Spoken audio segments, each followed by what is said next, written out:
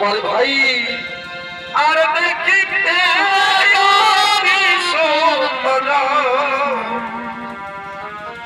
এই চিত্র প্রথম ছিল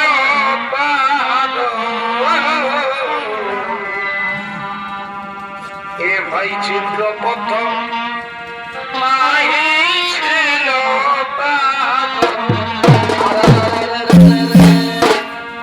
আর প্রবেশিল বারে বারে বলি হারি রে আর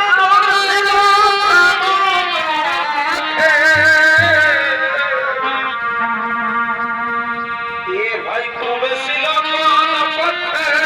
আচ্ছা আচ্ছা আচ্ছা একদম ছিল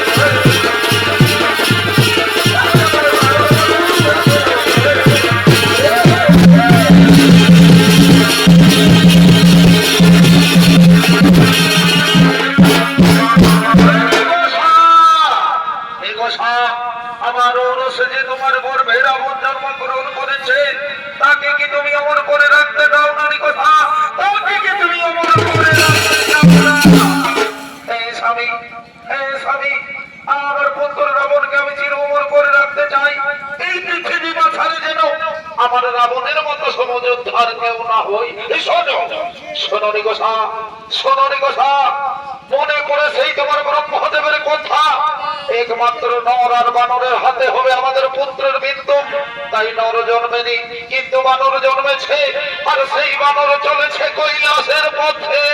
ওগো ওগো আমার স্বামী দেবতা, আমার পুত্র রাবণের মৃত্যু কথা আমি তোমার মুখ থেকে শুনতে চাই না স্বামী। আমার পুত্রের মৃত্যু কথা আমি তোমার মুখ থেকে শুনতে চাই না। শোনো শোনো নিগোসা, তোমার যা ইচ্ছা তুমি তাই করো, আমি এখন আসি নিগোসা, আমি এখন আসি।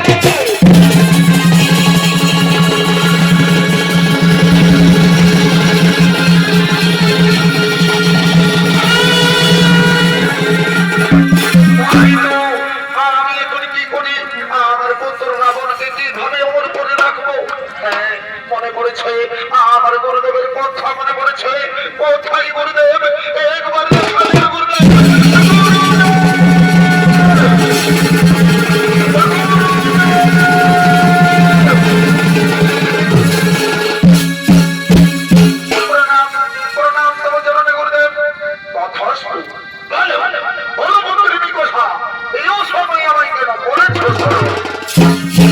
আপনি তো সবাই জানেন গুরুদেব, আপনি তো সবাই জানেন গুরুদেব, আপনি হলেন দৈত্যগুরু শুক্লাচার্য, সমস্ত দৈত্যদের রক্ষা করাই আপনার কাজ। বলুন প্রভু, বলুন প্রভু, আমার পুত্র রাবণকে কিভাবে অমর করে রাখবো? আমার পুত্র রাবণকে কিভাবে অমর করে রাখবো? শোনো শোনো পুত্রী নিকোষা, তুমি তো রাক্ষস রানী, তুমি তো রাক্ষসী মাতা, যা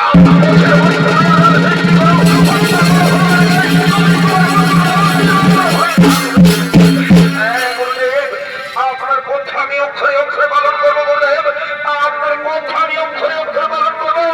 আপনি এখন আসুন গুরুদেব, আপনি এখন আসুন।